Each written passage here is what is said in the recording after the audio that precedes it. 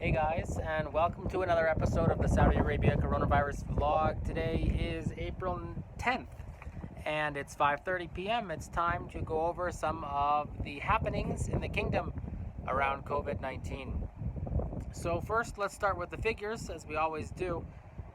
Today, Saudi Arabia got 364 more confirmed cases of COVID-19, bringing the kingdom-wide total up to 3,651.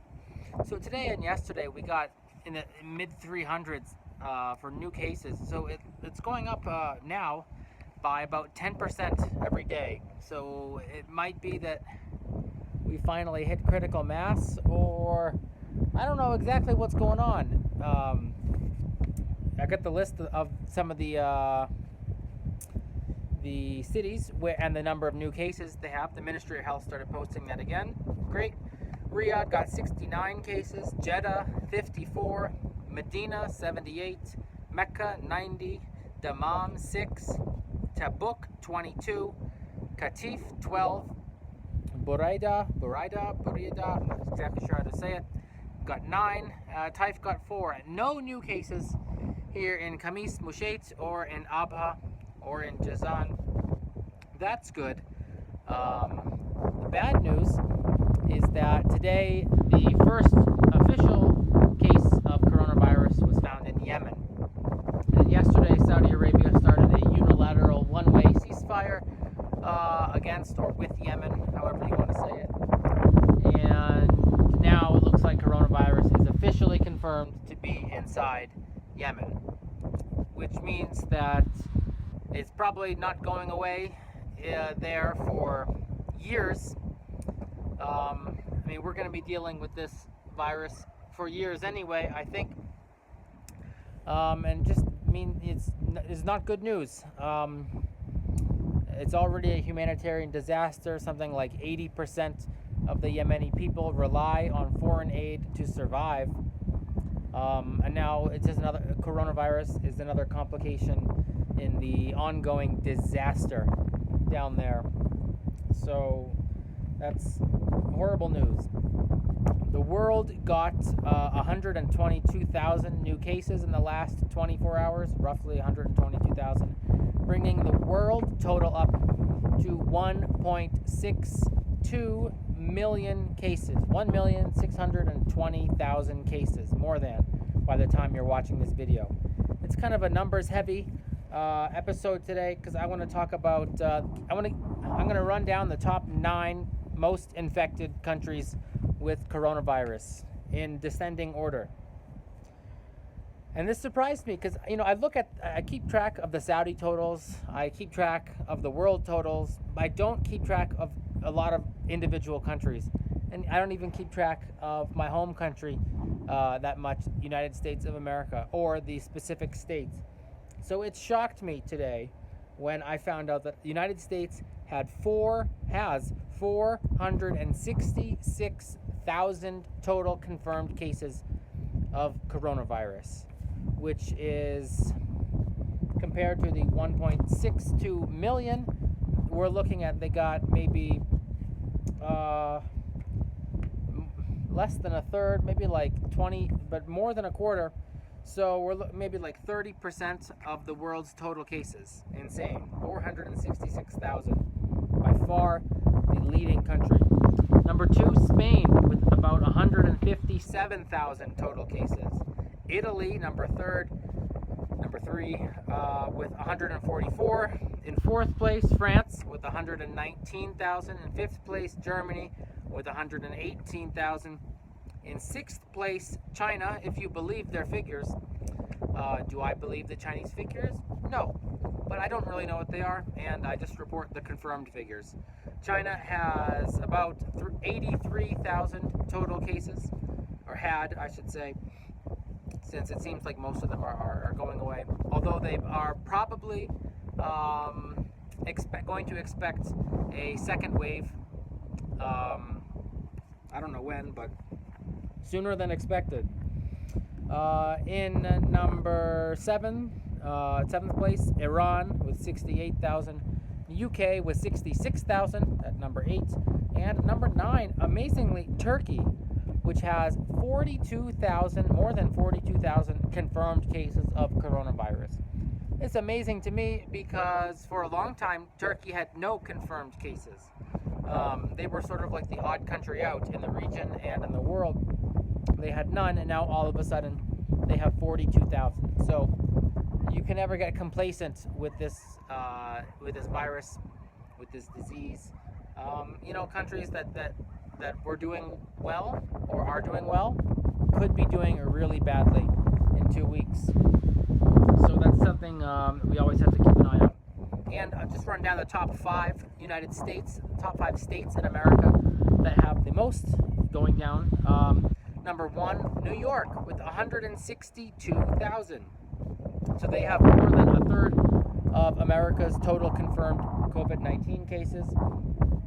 New Jersey with 51,000. Michigan with 22,000. Then California with about 20,000.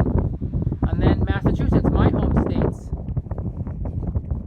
with 19,000.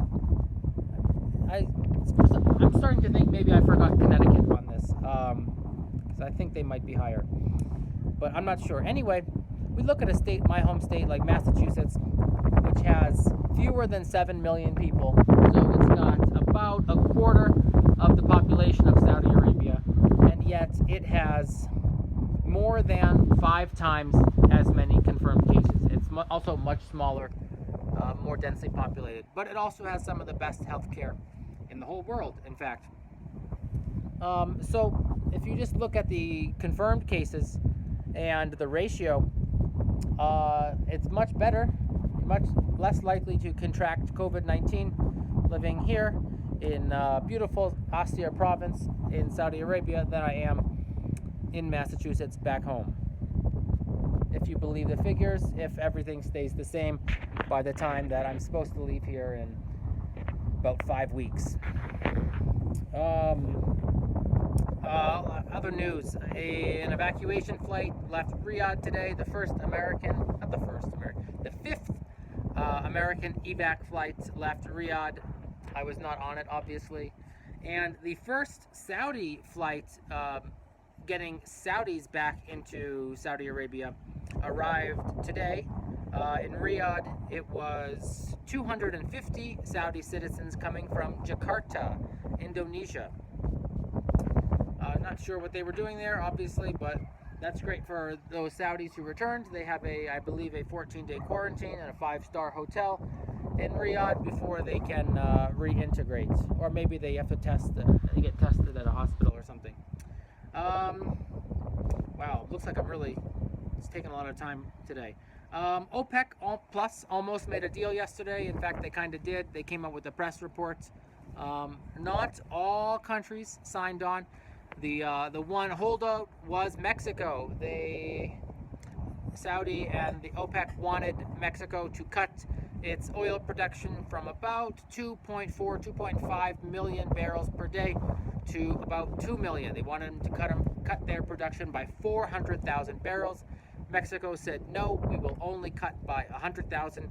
And they left the meeting, did not make an agreement. Supposedly today, the G20 is meeting virtually, and Mexico is expected to get some kind of agreement. So that's great for oil producers, I guess. It's not so great for us oil consumers, but we'll see. I don't think this is going to last. If it does last, that will start increasing energy prices again. And last, I just want to end with a little grocery store story. I went to the hypermarket today. Got in there at about 10 o'clock in the morning. Not a good time to go to the grocery store.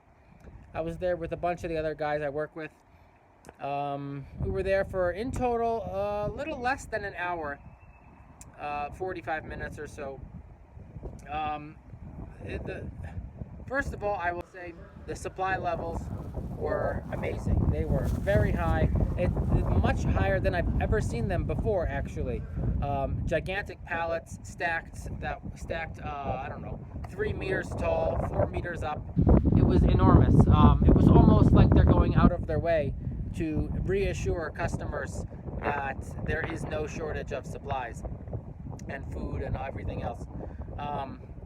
So that was reassuring. The grocery store was packed. I tell you, it was packed. There were tons of people shopping, tons of people working. The lines were going by pretty quickly though, because there were so many cashiers working, and almost everybody there was buying a ton of food. I spent 250 reals, which is about, I'm gonna do the math. It's about $75 US, 80 bucks. I did not go for a walk downtown. I will do that tomorrow and give you some footage. But after tomorrow, I am pretty much staying inside for more than a week. I'll go on the roof like I am now, but I won't be going out to the stores anymore. This is it. To enter the supermarket, we had to first, there was a guy with a little laser thermometer. He held it, I don't know, maybe 30 centimeters, 15 centimeters from your head, and just scan your temperature before he let you in. And then you had to enter another little zone where, I didn't take any videos of this, but I do have a fair amount of video from inside the store. After you got in with your temperature, then you got a gloving station where you put on plastic gloves, and then also used hand sanitizer if you wanted. I brought my own. And then you could go get your shopping cart, go all the stuff that you usually do. It was packed though. There was no shortage of anything, except I couldn't find any eggs. I'm sure they had them somewhere in the store, but I couldn't find them. Why am I mentioning this then? I don't know.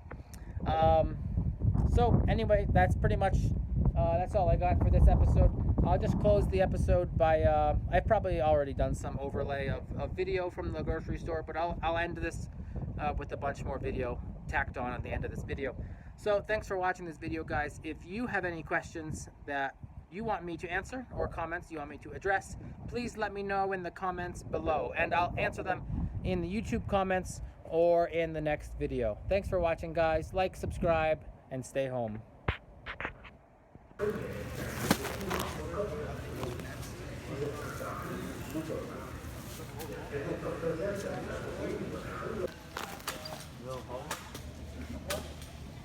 hope you didn't get that.